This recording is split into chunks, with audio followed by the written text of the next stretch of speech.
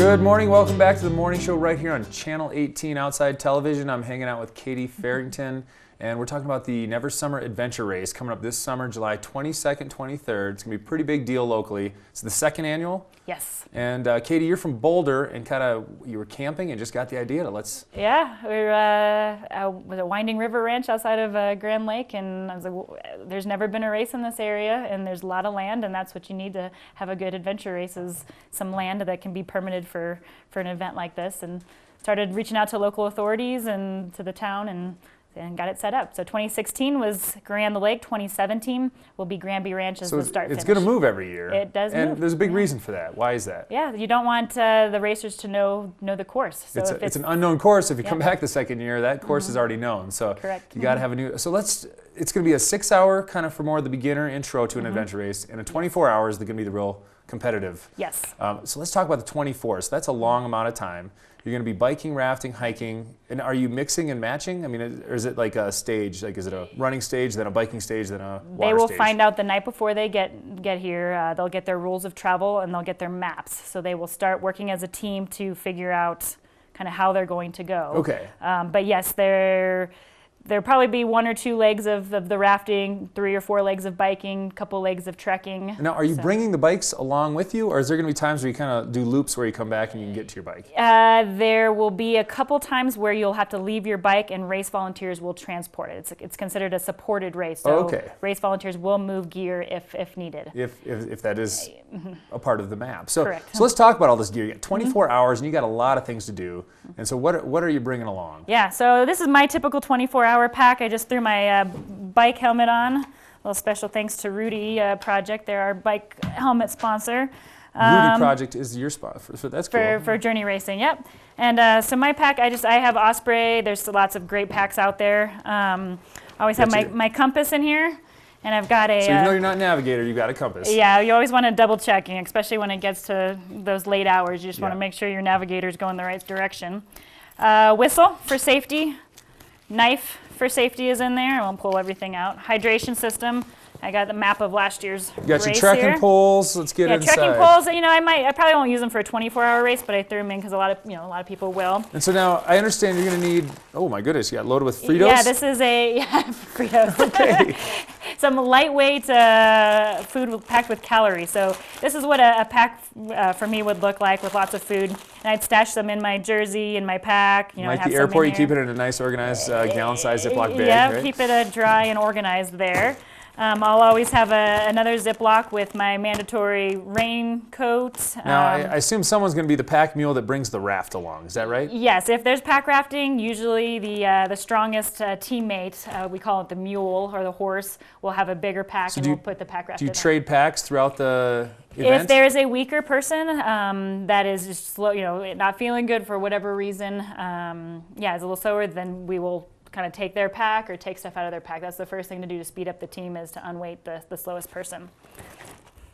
Got a map, emergency blanket. I mean, this is everything. This is literally some climbing involved. Some races do have climbing. Also, there may or may not be climbing involved. Correct. There's some climbing gear in there.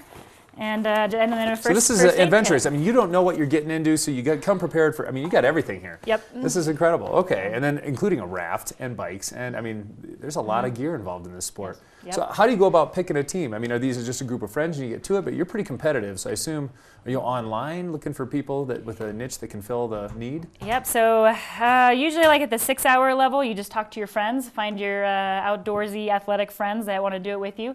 Start just kind of creating your group of people and doing races together. And some people will wean out that it's not for them. Other people will get really hooked, and you want to start progressing to the. Becomes an addiction, I bet. Yeah. It's just incredible. Yeah, but there are teams out there. Like Journey Racing is my team. We have 8 members. Sometimes we're looking for new people to do races with. So if you're a strong athlete and want to join a team, there are teams out there already in existence.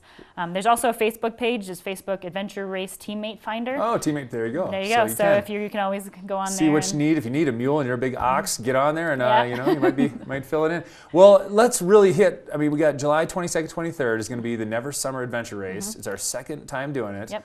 And so how do people find out about this specific race? Yeah, great question. So the website is www.myjourneyracing.com. Myjourneyracing.com, and this is specifically for this race. This is actually Journey Racing. Its race is putting on 3 adventure races and then also a gravel grinder. So this is, your race is part of a series. It is part of kind of a series. We don't have like a series point system set up. They're individual races with individual race directors. That's cool my particular race is the Never Summer. But there's a Genesis 6-hour beginner race, and I think it's April 15th. There's a 2-day, 48-hour race called the Nomad, the beginning of June, outside of Colorado Springs. And then the Never Summer race is Grand County. In July. In July. So are you able to do all these? Is a month enough time to recover and get ready for the next? Yeah, definitely if you're, the 6 to 12 hours. 2-day race, it'll take, it kind of depends on how used to the sport you are. For me, I'll be ready to race a couple of weeks after that, but some people, that might be their one big race of the year. You're well trained, so you're ready for it. Your body's ready for it. Yeah. But how about nationals? Is this going to be something you can use to qualify for nationals? Yep, it is a United States Adventure Racing regional qualifier for the national championship. So teams that come from anywhere will get points based on their ranking for this race that will go towards the national ranking and then their qualification for the national championship. That's awesome. So this, it's exploding. Last year you had how many people? Had 87, a little under half did the 6-hour version, a lot of the new people, and then a little over half did the 24-hour version. Do we have a goal for 2017? I think being the second year, we'll get over 100 participants. That's a great number. I mean, that's incredible. Yeah. So that's what I'm hoping for. How many diehards out there going 24 hours? I mean, it's wild, but it sounds absolutely incredible. Yeah. You're not getting so bored with one sport. I don't want to say bored, but just it's the diversity and it's a true adventure race. I mean, you need a little bit of everything. Obviously, you got it all packed with. Yeah, if you like endurance activities and being outside, working together as a team, this is the sport for you. I just encourage everyone look it up, try it out, talk to friends, and you'll be hooked. Well, Katie, thanks so much for coming on the show with us. Yeah. This has been awesome to hear about, and definitely check these guys out. It is, say the website one more time. www.myjourneyracing.com. That's right, and it's going to be July 22nd, 23rd, the Never Summer Adventure Race. Look for it, and if we've piqued your interest here, check the 6-hour. Get some friends and do the 6-hour because it sounds like an absolute blast. What a great way to spend a day, and in Grand County of all places. So, Katie, thanks so much again, and we're going to take a break. Up next, we're going to have John Stavney with Northwest Colorado Council of Governments. Definitely a really interesting guest. They have a pretty unique purpose here in Colorado. So, stick around. We'll be back in a moment.